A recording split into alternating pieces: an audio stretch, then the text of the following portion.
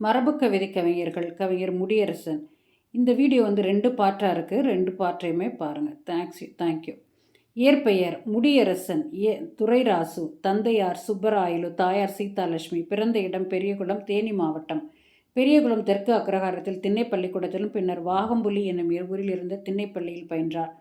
அவருடைய பெற்றோர் சிவகைக்கு சென்றபோது வேந்தர்பட்டி ஆரம்ப பள்ளியில் சேர்ந்தார். அங்கே கற்பித்த வேங்கடராமையர் என்னும் ஆசிரியரிடம் தமிழ் இலக்கணம், தமிழ் செயல்களை பயின்றார். மேல சிவல்புரி சன்மார்க்க சபை நடத்தி வந்த தமிழ் பள்ளியில் சேர்ந்து தமிழ் படிப்பை தொடர்ந்தார். அங்கே புராணங்களையும் இலக்கியங்களையும் படித்தார். 6ஆம் படிவத்தில் முதல் மாணவராக வந்து ஆறுமுக நாவலர் எழுதிய நன்னூல் காண்டிகை உரைநூலை பரிசாக பெற்றார். தமிழ் பண்டிதருக்குரிய பிரவேச பள்ளியில் சேர்ந்தார். மேலை சிவல்புரி பள்ளிக்கு வருகை தந்த மு. கதிரேசன் செட்டியார், ராகவையங்கார், சுவாமி விபுலானந்தர், உமா மகேஸ்வரனார் போன்றவர்களின் உரைகளை கேட்டு தமிழ் அறிவை பெற்றார். மேல சிவபுரி வித்துவான் கணேச செந்தமிழ் கல்லூரியில் 1939 முதல் 43 வரை பயின்று பண்டிதருக்கான பிரவேச தேர்வில் முதலிடம் பெற்றார். முடியரசன் அவர்கள் சென்னை பல்கலைக்கழகம் நடத்திய தமிழ் ஆசிரியருக்கான தேர்விலும் 1943 முதலிடம் பெற்று வென்றார். மேலே சிவல்புரி சன்மார்க்க சபை கணேச தமிழ் கல்லூரியில் அவருக்கு மீ.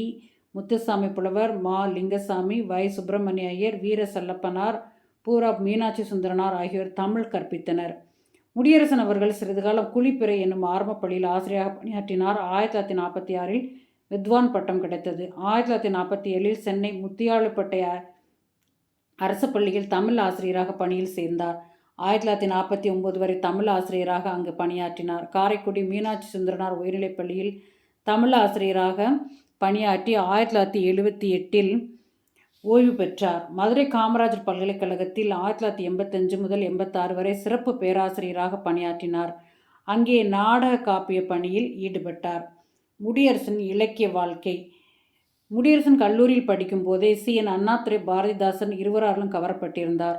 1939 திருப்பத்தூருக்கு வந்த சி.என். அண்ணாதுரையின் பேச்சை கேட்டு திராவிட இயக்க ஆதரவாளராக மாறினார். 1941 21வது வயதில் சாதி என்பது நமக்கு ஏனோ என்னும் முதல் கவிதையை பெரியகுளம் துரைராசு என்ற பெயரில் திராவிட நாடு இதழுக்கு அனுப்ப அது வெளியாகியது.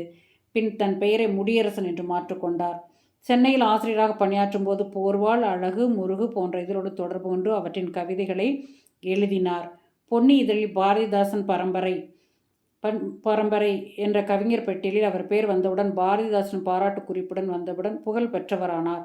சென்னையில் மயிலை சிவமுத்து, திருவி கல்யாண சுந்தரனார், வாணிதாசன் ஆகியோருடன் நெருக்கமான உறவு கொண்டிருந்தார். திரைப்பட வாழ்க்கை.